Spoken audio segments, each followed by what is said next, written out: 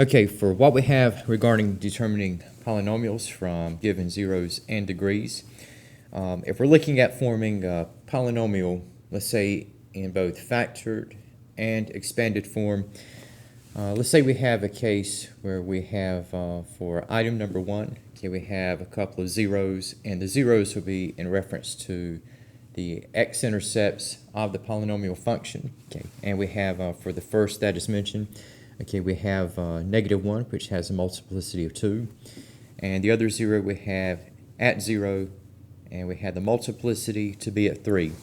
And the polynomial we are looking at forming, okay, is going to be of 5th order, or 5th degree. Okay, so just taking what we have, let's say if we have, in the case of factored form, okay, so we have for our function f of x. Again, f of x is a functional notation for what we otherwise say is y, okay, and just taking what we have with the zeros, and we can say that for -1, we can say this stems from the binomial expression x plus 1, and since -1 has a multiplicity of 2, and since multiplicity is in reference to the degree of the raised factor, okay, that is in correspondence to the 0, and we have x plus 1 to the second. And for 0, okay, we're not adding or subtracting anything, so we have for the corresponding factor, we'll let this be at x, and since 0 has a multiplicity of 3, okay, we have x to the third, okay, and so we have for this setup, okay, this will be the factored form. Now if we're looking at expanding, where we have a 5th order expression laid out specifically. Alright, so we have the square of x plus 1, and now for the square of x plus 1, okay, we're looking at x plus 1 times itself.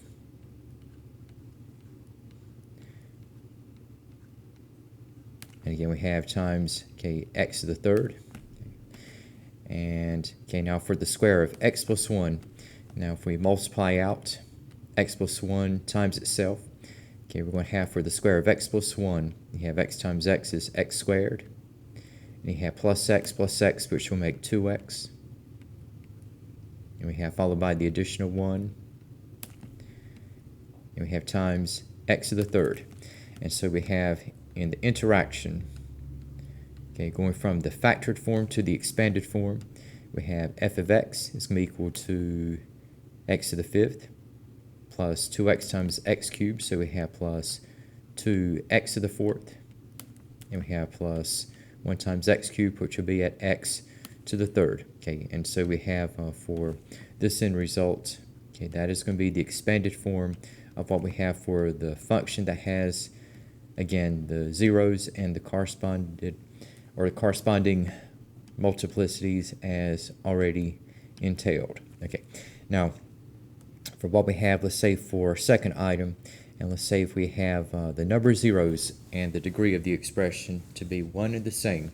Now we have with our zeros, okay, we have non-integer values, and so we have in this case, all right, so if I have zeros at -8/5 and +3/4, okay, so we have x plus 8/5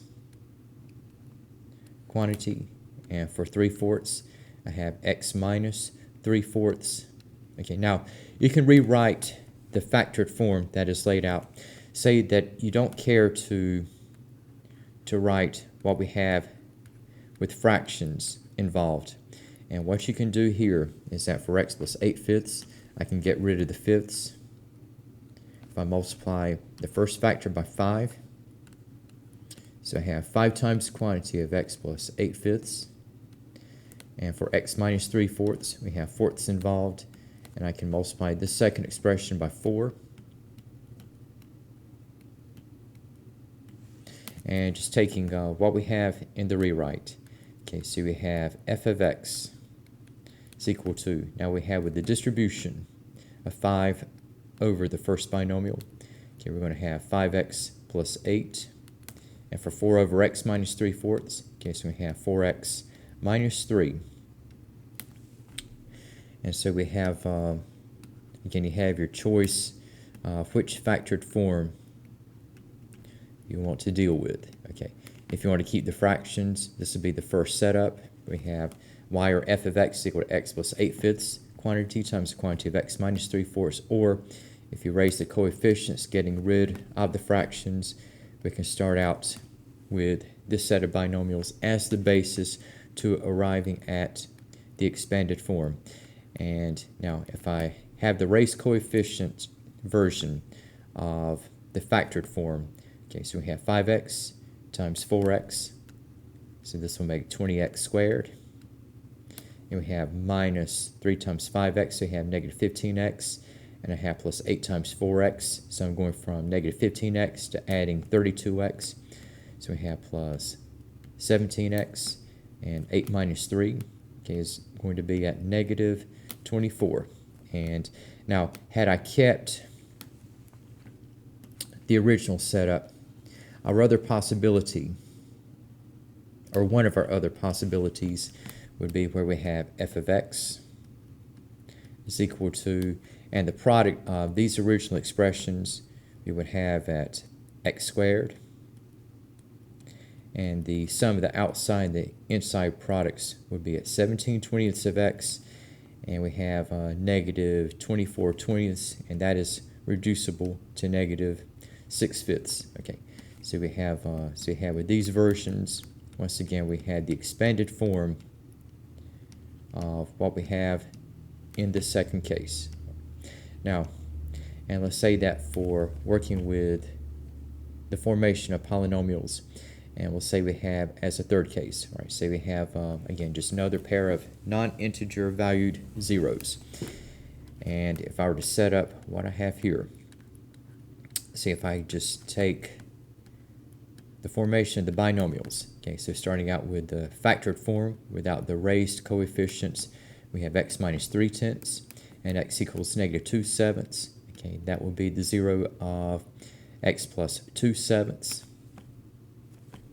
But again, if I wanted to raise the coefficients, so I can get rid of the tenths if I multiply the first binomial by 10, and then we have for the next binomial, okay, I have sevenths involved, so I can multiply by 7.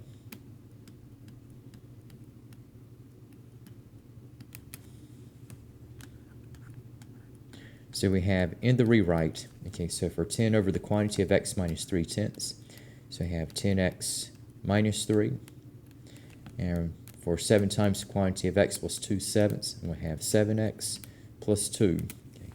All right, so we have, for these versions, okay, this will correspond to the factored form.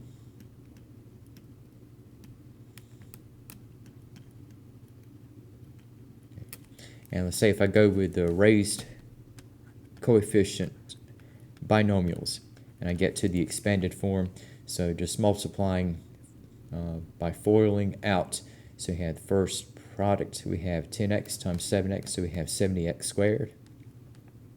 And we have plus 20x minus 21x, so that's going to be negative x, negative 3 times 2, okay, so it'll be negative 6.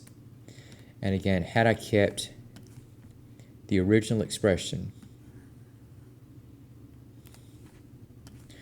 okay, since I multiplied by both 10 and 7 in raising the coefficients, now the resulting product with the original setup is going to be 1/70th of what I had for the first version of the expanded form in this case. So we're going to end up with x squared.